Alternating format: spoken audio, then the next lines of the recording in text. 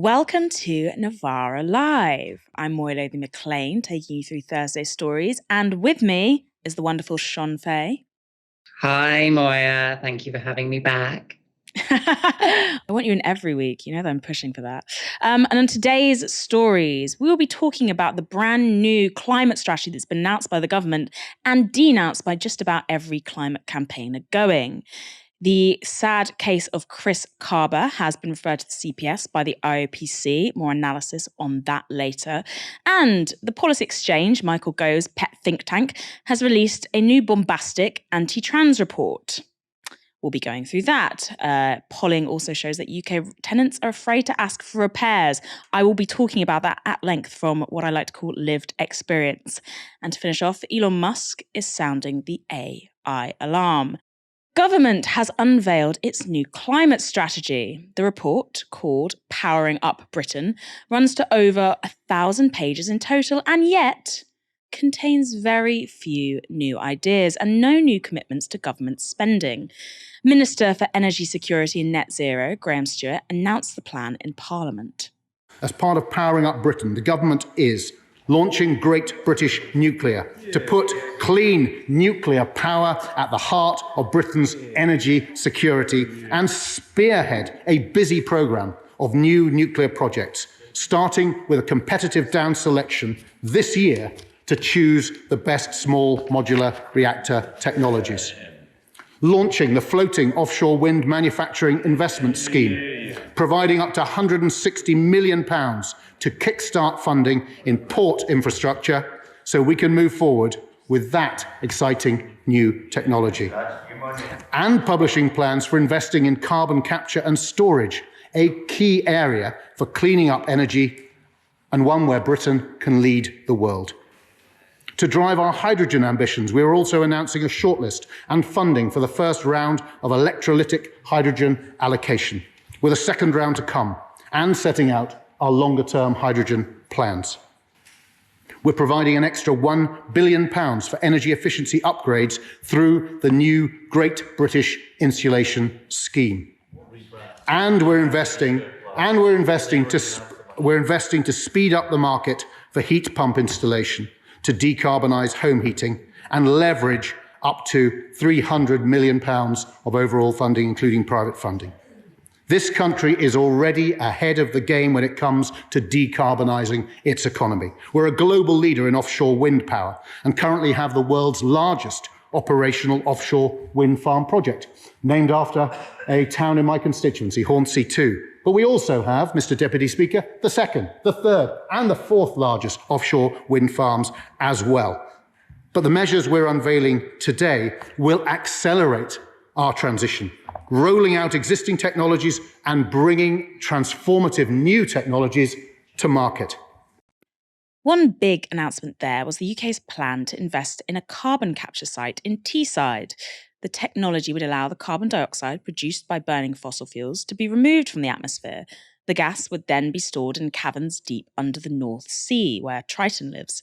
But environmental campaigners are concerned that the government, far from radically reducing fossil fuel reliance by 2050, are instead placing a new bet on technology to allow the UK to continue its reliance on oil and gas.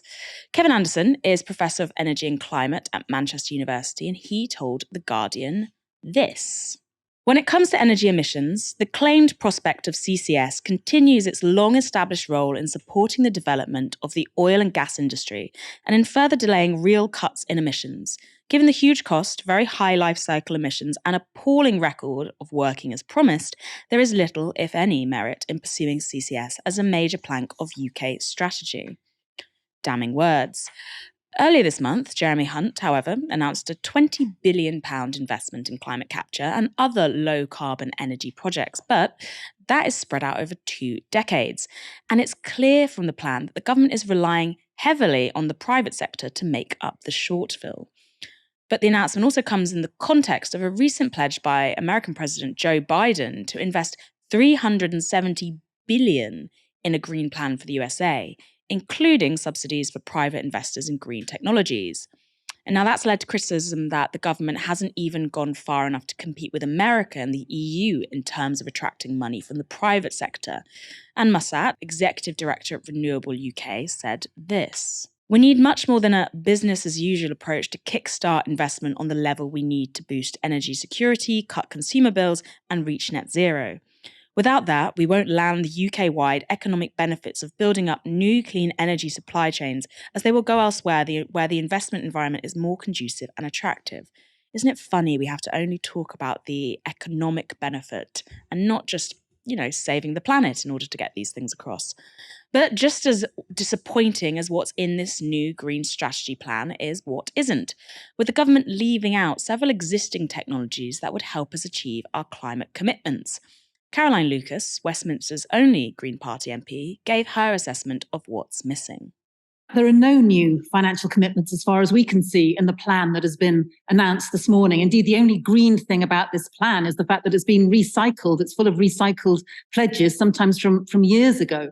So I think the kind of things that we were hoping to see there, which would have been, for example, the resources for a mass home insulation scheme, street by street, led by local authorities, or, for example, the unblocking of onshore wind, which is the cheapest form of energy, or, for example, having mandatory solar on all new suitable homes. Those are the kinds of policies that could have certainly got us to where we need to be when it comes to our climate reduction targets. Instead, we've got a government relying on reheated ideas, unproven technologies, and simply, even in their own figures, it looks like they're not going to be able to meet the targets that they've been set. The government isn't even producing this under their own steam, as it were. It's under duress. It's in response to a High Court ruling last year.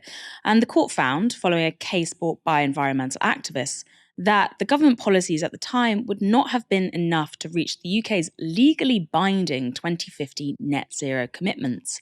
That means that the government may find itself in court again if experts decide that the plan doesn't go far enough. Now, despite assurances of their commitment to a carbon-free economy, the government is also currently in the middle of a new licensing round for North Sea oil and gas extraction. Last year's huge profits for oil and gas giants have also led them to proposing new developments, after Chancellor Jeremy Hunt provided tax breaks on fossil fuel investment under the windfall tax. One of them, Rosebank, would be a massive new field, enjoying a tax break to the tune of nearly £4 billion. Why is it that new developments always call things like Rosebank, which is the name to me of a bungalow in Oxfordshire, not a giant new oil field in the middle of the Shetland Sea? So is this a case of actions speaking louder than words? Earlier today, I spoke to Tessa Khan, founder and executive director of Uplift, an organisation advocating for a just and rapid transition to a fossil fuel-free UK. And I began by asking her how much faith she has in the government's climate plan.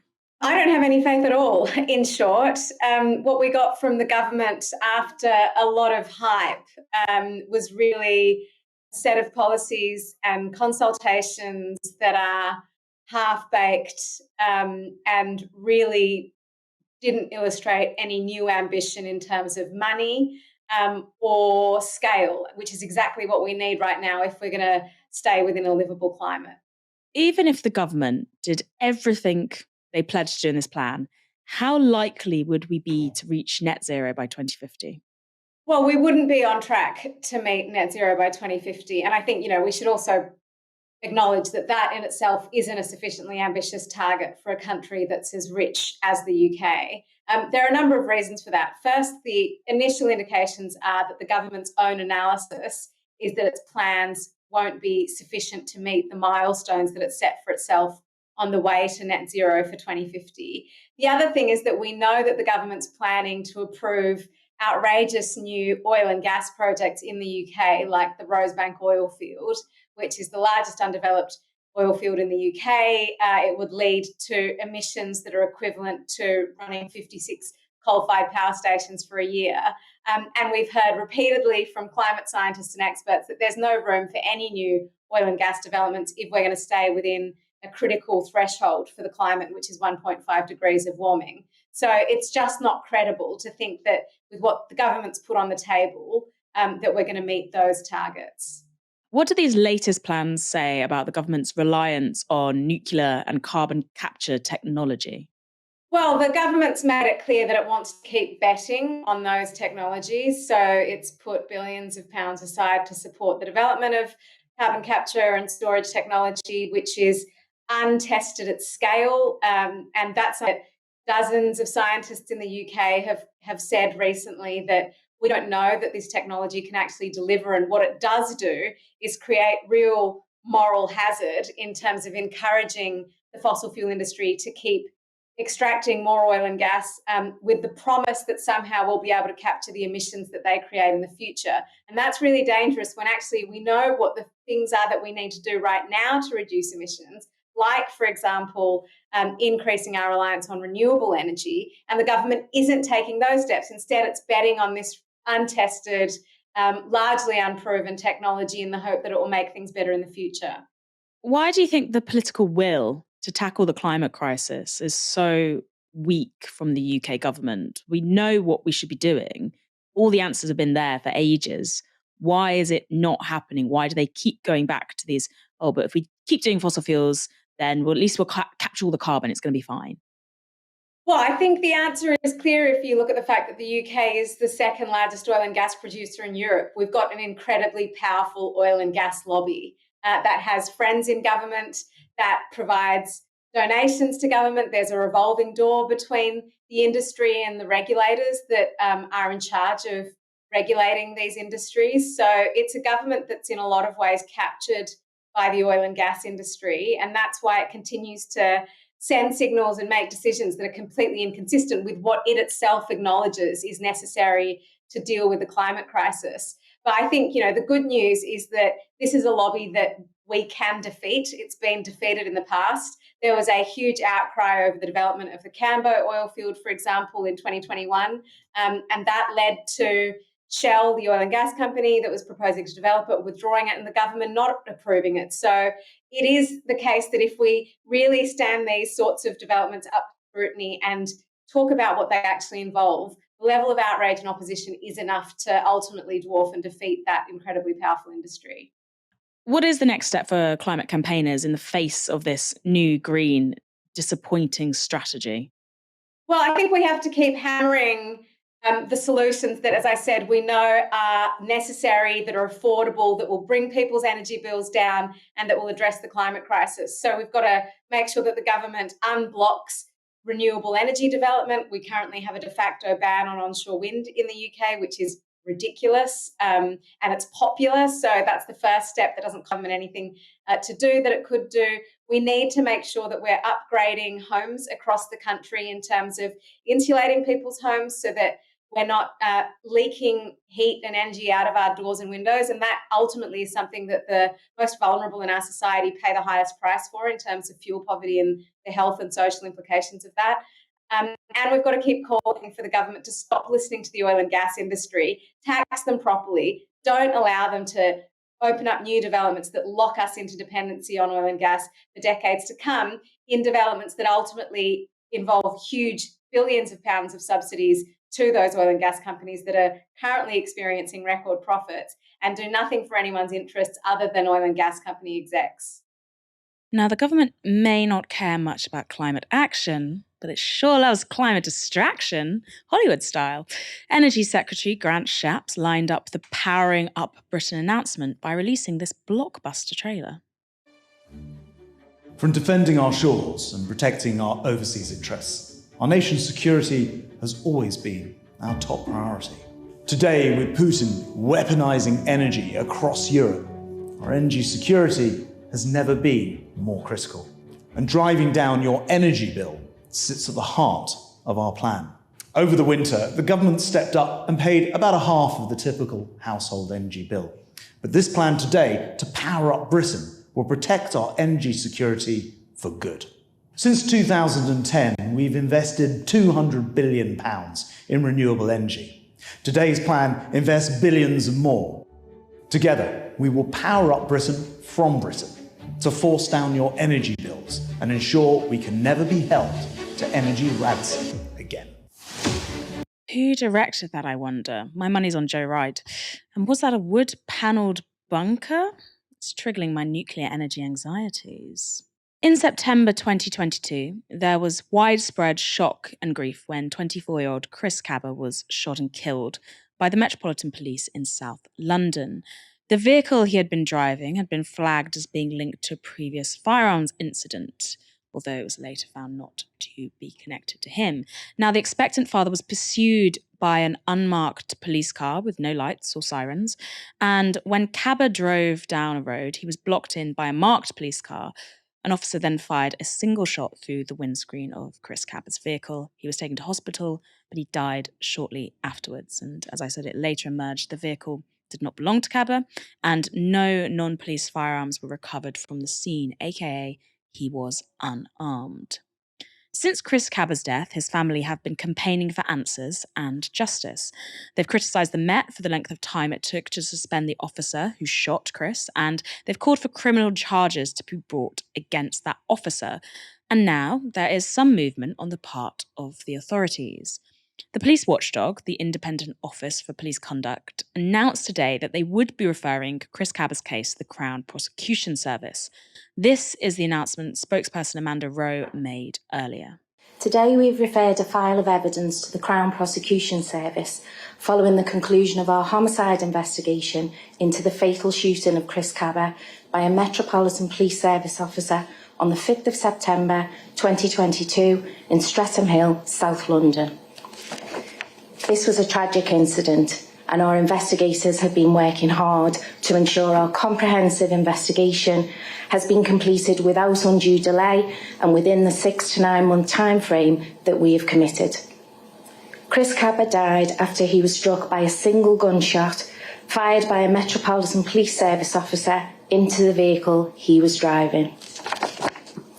During the investigation, the officer was advised that they were under criminal investigation for murder, and following the conclusion of our investigation, we have referred a file of evidence to the Crown Prosecution Service to determine whether to charge the officer. A referral to the Crown Prosecution Service does not necessarily mean criminal charges will follow. It is now for the Crown Prosecution Service to decide, applying the code for Crown prosecutors, whether or not to prosecute the officer. As Rose states there, a referral to the CPS doesn't necessarily mean that criminal charges for murder will be brought.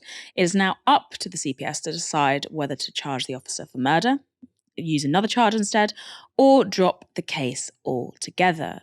And earlier today, I spoke to a friend of the show, Maurice McLeod, and I began by asking him whether recent revelations about the Metropolitan Police may have informed the swiftness of the IOPC's decision.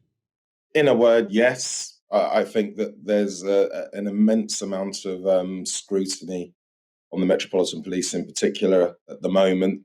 But I actually think that this decision by the IOPC, which is, it's still quite a rare thing for them to even get this far. I think it's down to the pressure that's been put on by the family and their supporters, by all the groups that have been right there behind the family since last September when this happened. Yeah, let's talk a little bit about that. What has that pressure looked like from the family? Well, first off, they've been incredibly dignified. I was at one of the demos. I stewarded one of the demos in the weeks after his death. That ended up outside Scotland Yard, New Scotland Yard, and the sort of the family spoke there, and you could feel the grief. It was so palpable, and for all of us, I think that were there, and it was it was a somber day anyway, because I think it was I think on the day the Queen was being buried or something, so it was in that period. But the real sense, not of anger, but of grief that we all had, that everyone in that vigil had.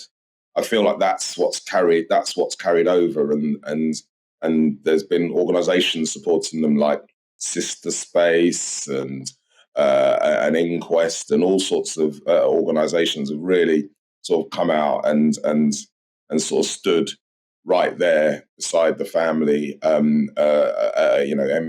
Bell Ribiera has been wonderful as ever, making sure that this doesn't sort of just go away. But even with all that pressure, it's still taken 7 months to get to this bit. It's taken 7 months after a young black man has been shot in the streets. An unarmed black man was shot dead in the streets, and it's taken 7 months to even work out whether they think someone might be worthy of being investigated. It's criminally.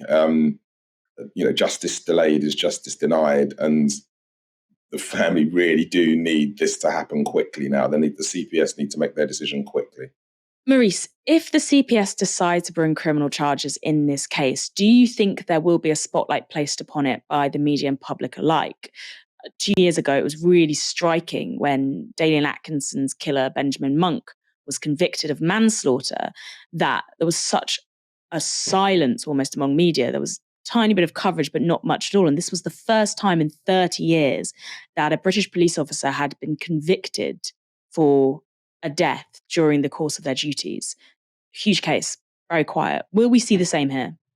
Undoubtedly, there will be spotlight on this case if this goes to trial. I think that there's a real demand for justice here. Not that there wasn't in the other cases; there absolutely was. I just don't think the media are able to will be able to turn away in the way that they did with Dalian's case and other cases. To be honest, as you say, this for that not to get much coverage. We're talking about a former Aston Villa footballer, Premier League footballer, being killed and being killed by and a police officer being found guilty, of that death, and it's sort of.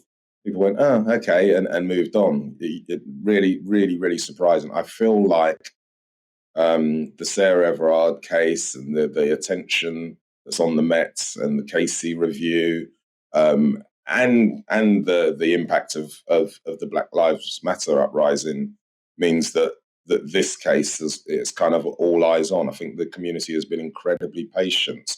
I think the fact that they've taken their lead from the family, and we've been incredibly patient. But there's a real thirst for justice in this case, and I don't think it's going to drop out of the news anytime soon. We know the family obviously asking for criminal charges to be brought. That is what they have demanded from the very beginning.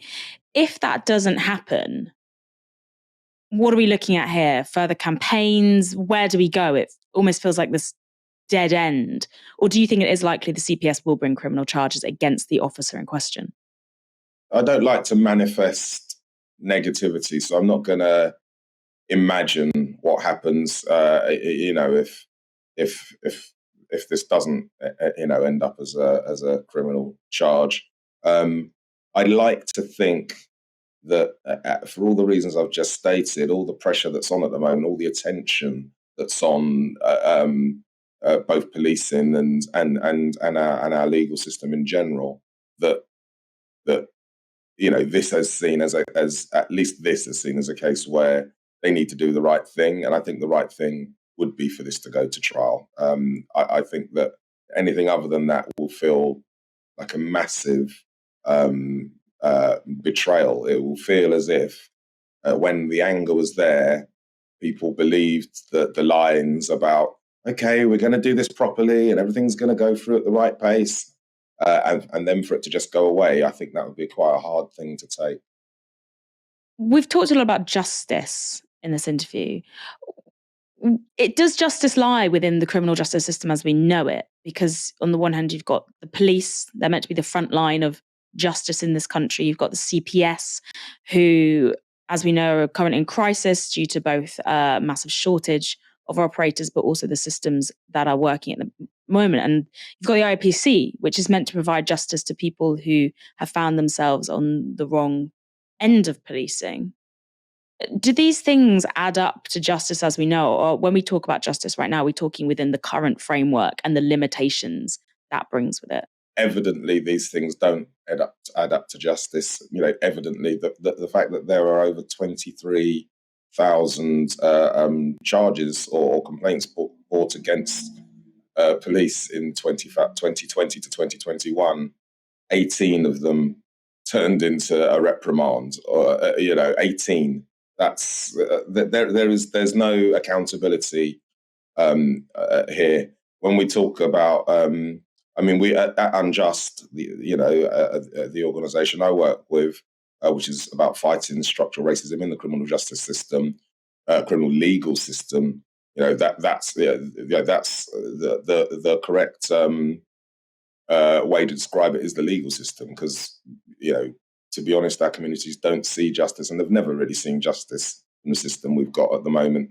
The only way to ever get to a true criminal justice system, I think, is completely reimagining and starting from the ground up. The current landscape is that we have the IOPC, which has gone through a number of iterations over the years, and is supposed to be independent, but I can't say much about its independence. But look who makes it up. It's okay. So it's no longer serving police necessarily sit on it, but it's a lot of ex-policemen who are, or police officers who are all still very connected to to the industry, and most of the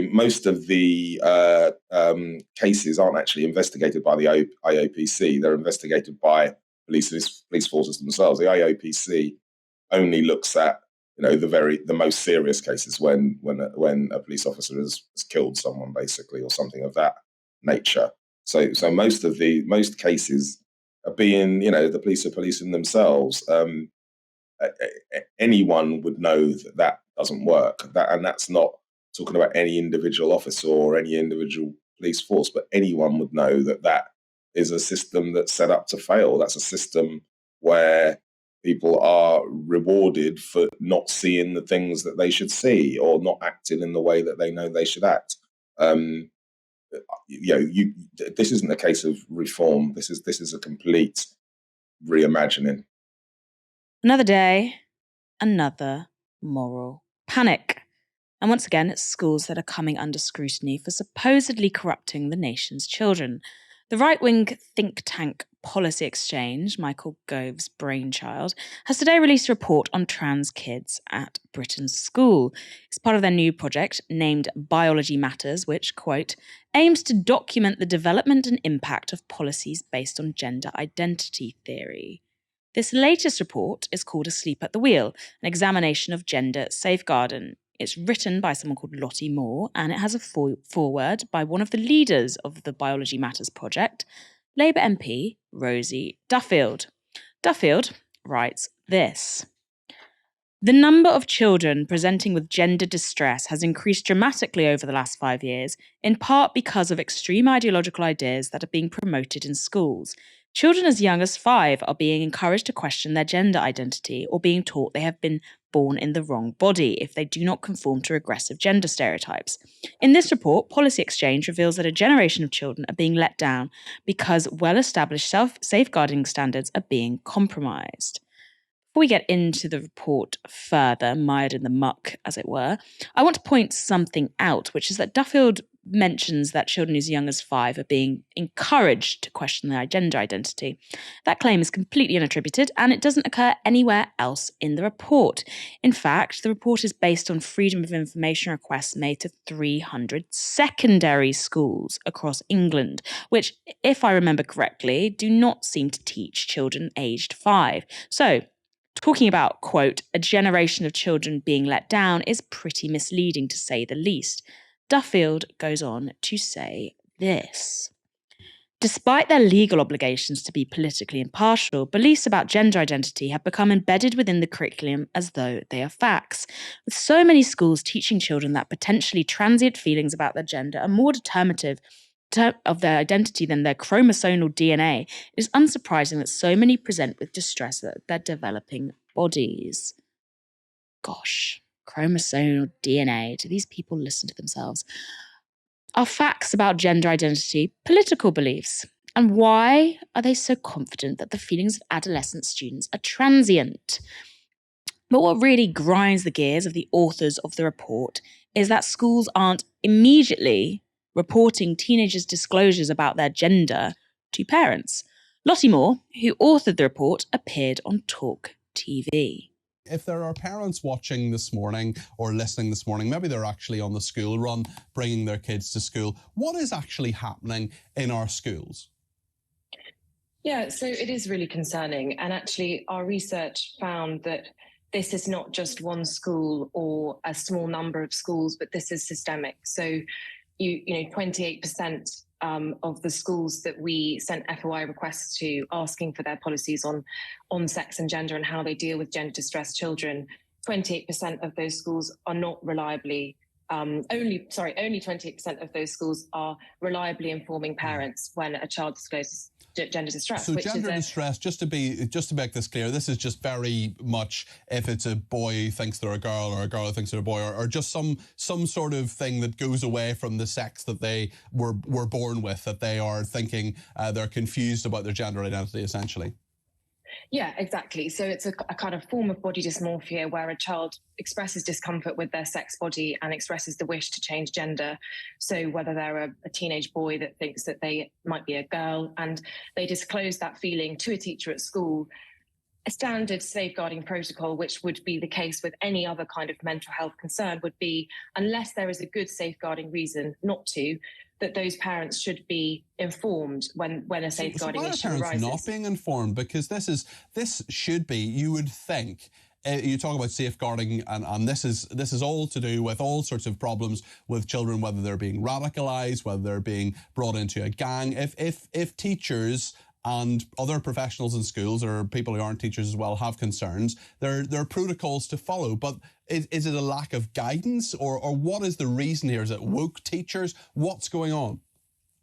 Yeah, so I think it's really important to show that, I think parents and schools and teachers are united in wanting the best for children. There seems to be, because of the recency of this phenomenon, I mean, this is only really the last 5 years, the number of children that have been presenting with this issue has skyrocketed. And it's been schools that have been sort of left to deal with this influx of identity. So let's get this straight. 28% of schools are informing parents when a child, again in a secondary school, reveals that they have questions about their gender. But, let's go see what actual government issue guidance on safeguarding says about when parents exactly should be informed about safeguarding issues concerning their kids. This is from the Department of Education's Keeping Children Safe in School 2022 briefing.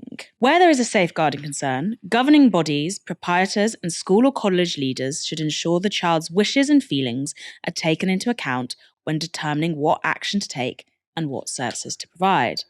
In other words, schools are bound to ask children, particularly secondary school children, whether they want their parents to be informed about a safeguarding concern. And if 28% of schools are informing parents about a student's gender identity, or even thoughts a student has about their gender identity, the thought crime, without that student's consent, then aren't 28% of schools actually in violation of the statutory safeguarding guidance? Now that is a scandal. But is being LGBTQ a safeguarding, or as Lottie Moore puts it, mental health issue? The statutory guidance goes on. The fact that a child or young person may be LGBT is not in itself an inherent risk factor for harm. However, children who are LGBT can be targeted by other children. In some cases, a child who's perceived by other children to be LGBT, whether they are or not, can be just as vulnerable as children who identify as LGBT. Risks can be compounded where children who are LGBT lack a trusted adult with whom they can be open. It is therefore vital that staff endeavour to reduce the additional barriers faced and provide a safe space for them to speak out or share their concerns with members of staff. Just repeat that. Being LGBTQ is not itself a risk factor for harm. Risks, though, can be compounded when the students can't trust the adults around them. But what does the Policy Exchange report say? This. As with every other mental health issue, parents should be informed if a child discloses gender distress at school, even if a child would rather their parents did not know. Given the fact that so many schools are failing to recognise the medical nature of gender distress and affirmative practice, many schools are not automatically informing parents when this issue arises. So policy exchange there, glibly labelling those kind of questions about gender a, quote, mental health concern. And the reason for that is that mental health concerns are a safeguarding issue, which means there could be interference. So how does the report justify this connection like this? There is a strong link between poor mental health and gender distress, which will be expanded on later. Keeping Children Safe in Education outlines specifically how teachers should deal with a child's mental health problem. A link is not enough to assert that being trans is a mental health concern. And presumably, there is a correlation perhaps between being trans and poor mental health because we live in a very transphobic society where reports like the one the Policy Exchange puts out are trying their very, very best to make it as hard as possible for anyone who is questioning their gender identity, especially if they are an adolescent. Shon, you've done a lot of research in this area. You've written a very groundbreaking book on it, in fact. What do you make of this Policy Exchange report and these claims around mental health, meaning that people can interfere with trans children and talk to their parents about their gender distress? I mean, what really struck me there in the clip of Lottie Moore on television was, and this should instantly disqualifies her for me for having any qualification on this, to speak on this matter at all, is that she was speaking with regards to trans children and she referred to body dysmorphia.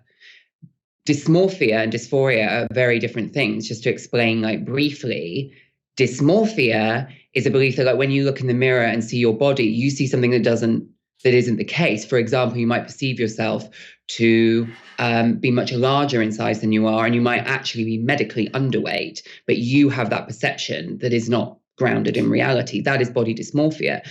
Gender dysphoria, you're very much aware of what your body looks like when you look in the mirror. It is the fact that you perceive a mismatch between how you would like to be perceived socially in your gender and the reality of your body and how people perceive it in terms of gender, regarding how you were assigned a sex at birth. So these are two very different words. Sound similar, but very, very different concepts. And one is a mental illness and requires a degree of support. The other thing to say is that there's a sort of like deliberate, mendacious approach to the mental distress of trans young people in this current moral panic, in which the fact that things like fear of family rejection, schools often not honouring someone's identity, and of course bullying, can cause significant mental distress. And then when trans young people are showing signs of mental distress, that is conflated with their gender identity and used to pathologize them in this way.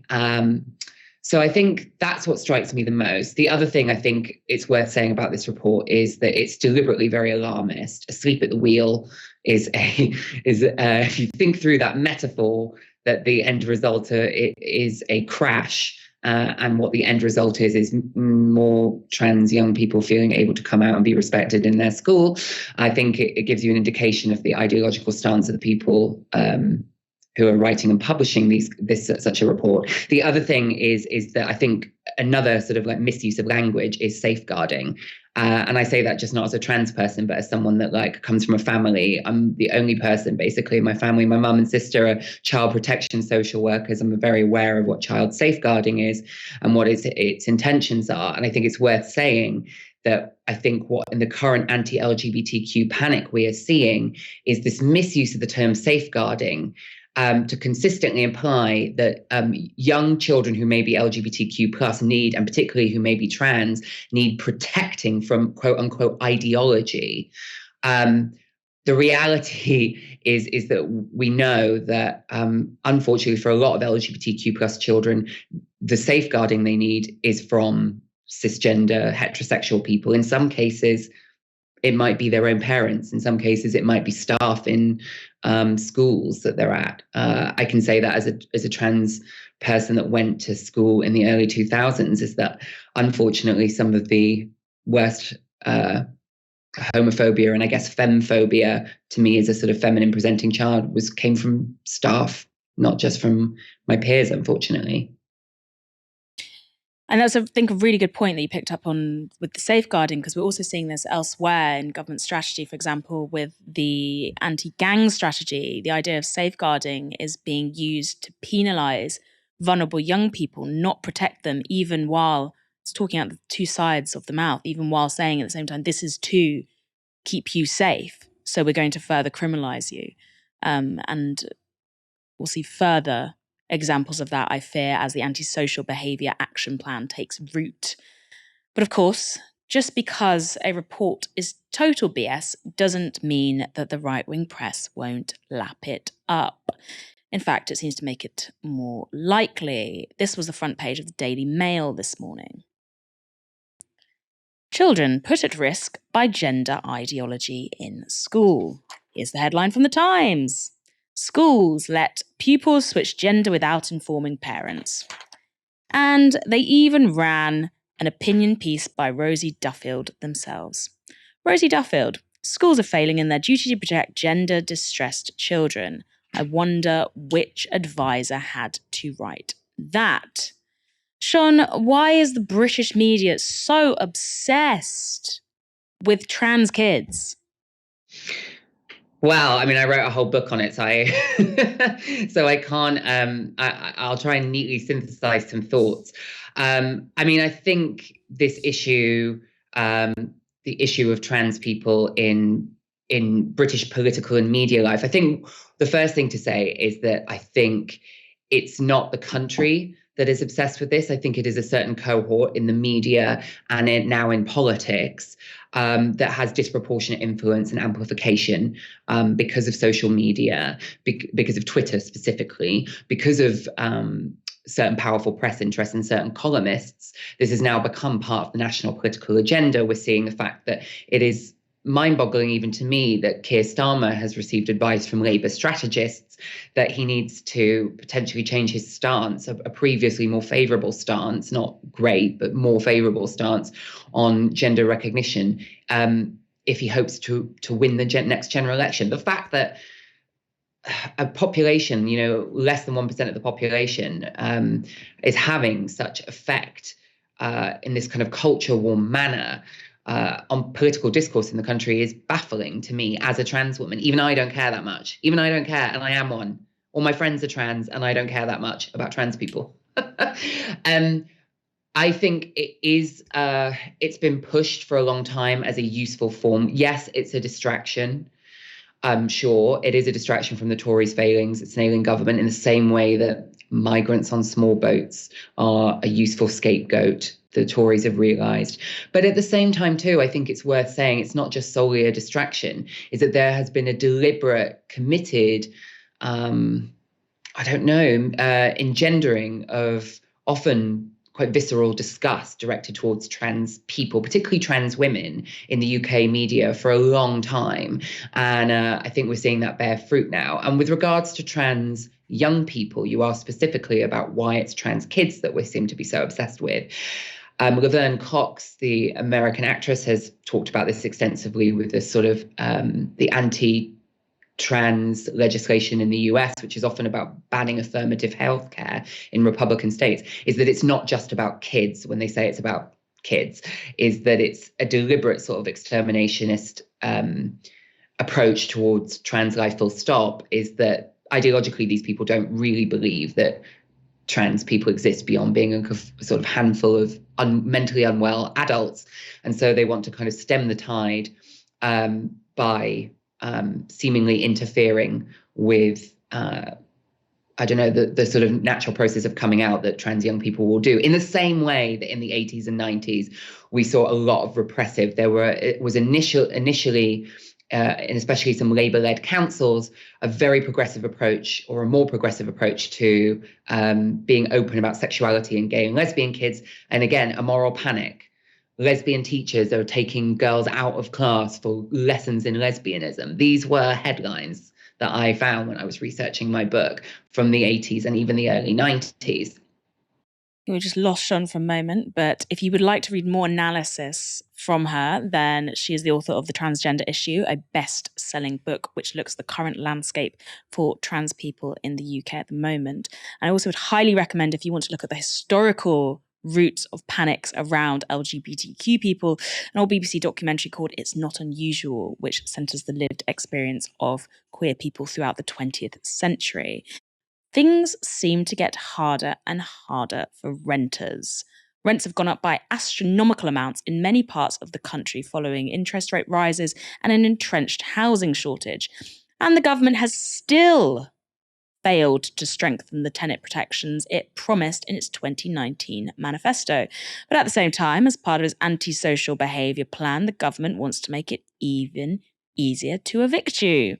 Now, new research from housing charity Shelter reveals that tenants' woes are worsening, and this time it involves repairs. Shelter reports this. Shockingly, a quarter of private renters, 25%, which is just over 2 million people, have not asked their landlord for repairs to be carried out or conditions improved for fear of being evicted.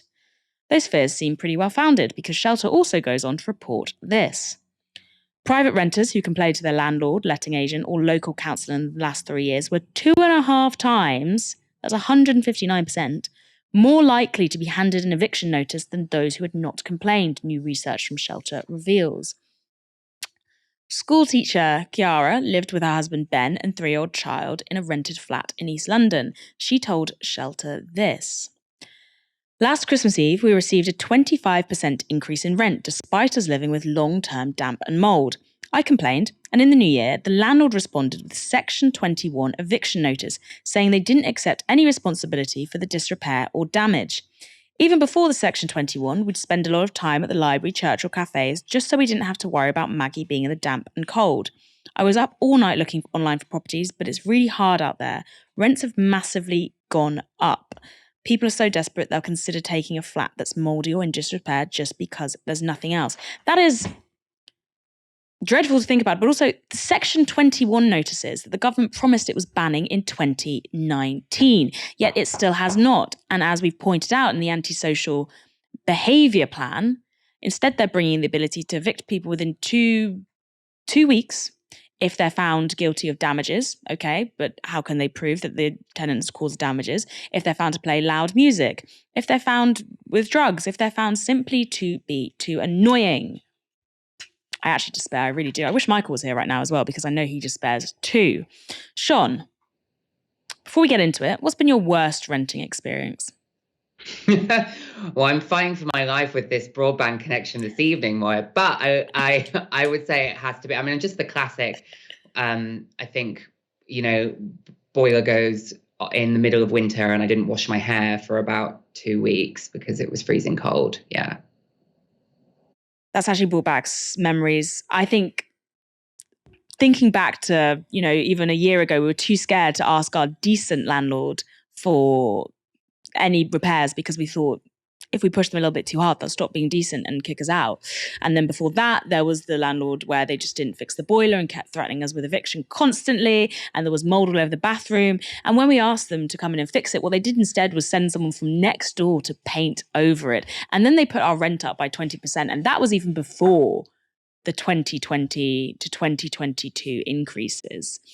One of the things I see quite a lot, even among young people who seem opposed to private landlordism, is a sort of helplessness, because when they get to the point where, previously they might want to rent or they are actually forced to put their principals where their money is, the money always wins. The fear and the scarcity mentality that dominates this country means that people who, 5 years ago had been like, I don't want to ever become a landlord, says, well, it's the only thing I can do. I have to get an asset because the country insists I do. I have to make myself safe first.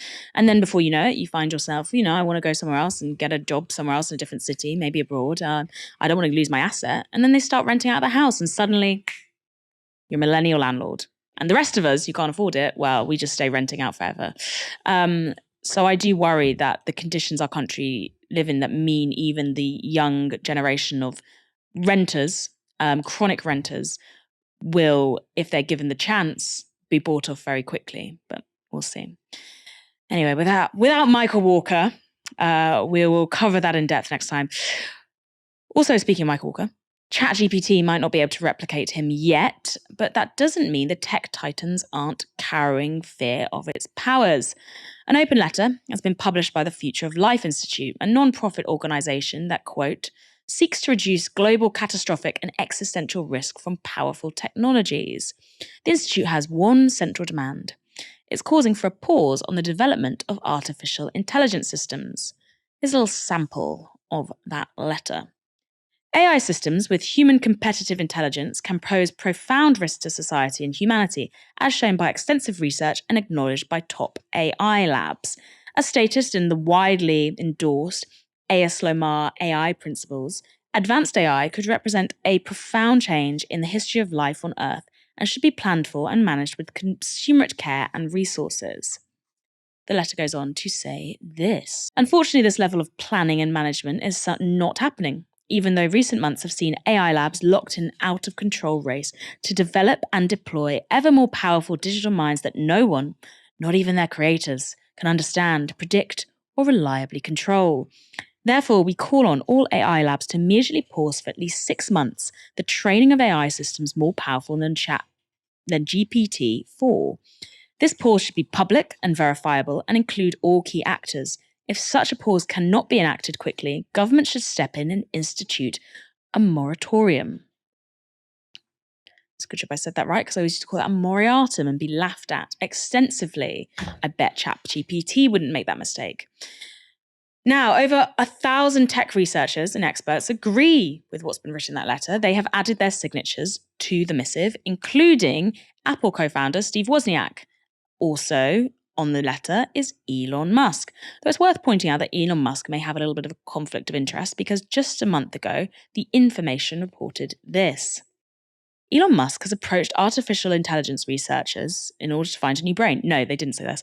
Elon Musk has approached artificial intelligence researchers in recent weeks about forming a new research lab to develop an alternative to ChatGPT, the high-profile chatbot made by the startup OpenAI, according to 2 people with direct knowledge of the effort and a third person briefed on the conversations.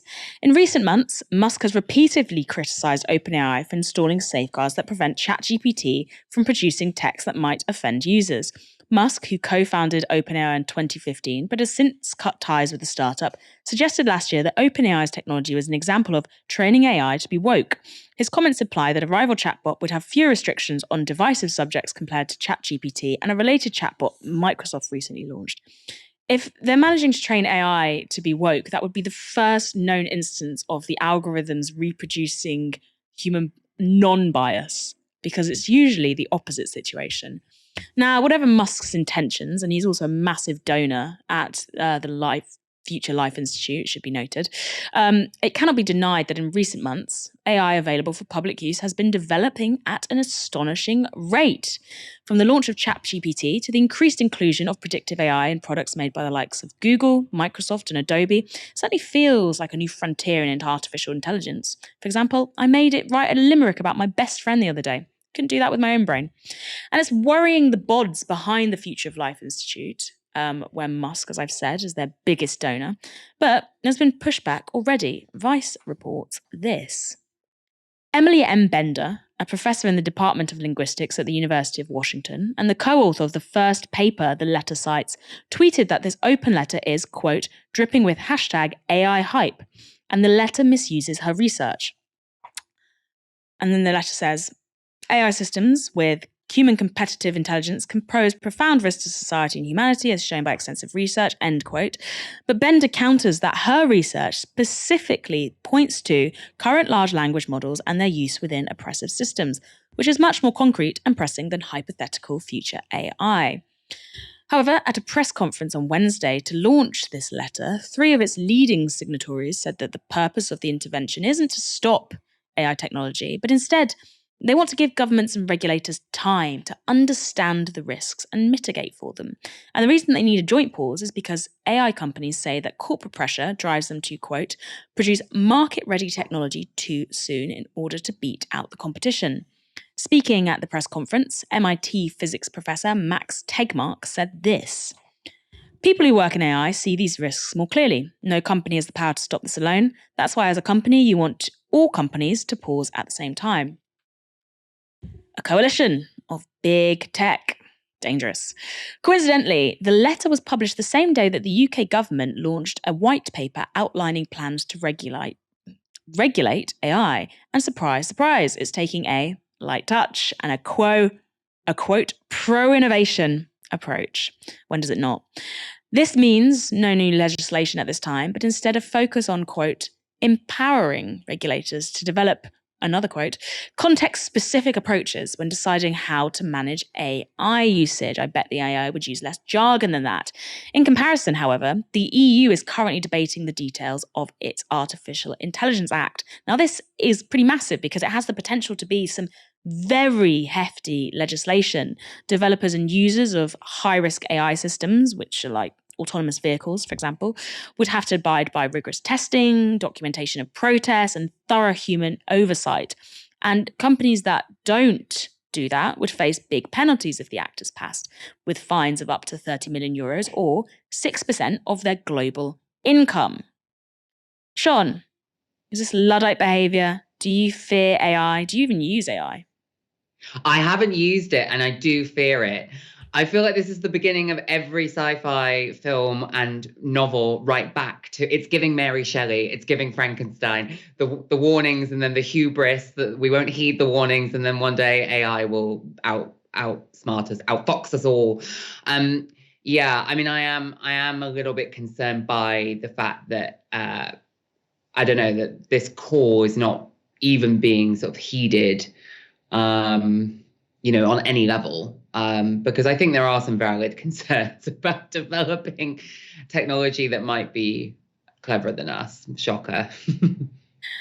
I do think it's quite telling. A good approach that I have is if the UK government are for it, right now I'm probably going to be a bit more against it or a bit more questioning of it. And I also think it's worth noting when we talk about things like AI, the people who behind it, what are their visions for the society we're living in? For example, people like Elon Musk, you've got big Apple founders, Google, they all believe in big ideologies that have massive consequences for the way we live our lives. But no one talks about that. They just think, okay, let's use the products. Anyway, maybe we can get some AI next week to take the heat off me. Thank you so much, Shon Faye, for joining me tonight for this show. Thank you for having me, and sorry for the connection difficulties. When we get the AI in, it won't matter. And thank you everyone for watching this at home. Michael and Aaron will be back tomorrow to take you through the stories. But for now, I've been Moya Lothian-McLean. You've been watching Novara Media. Good night.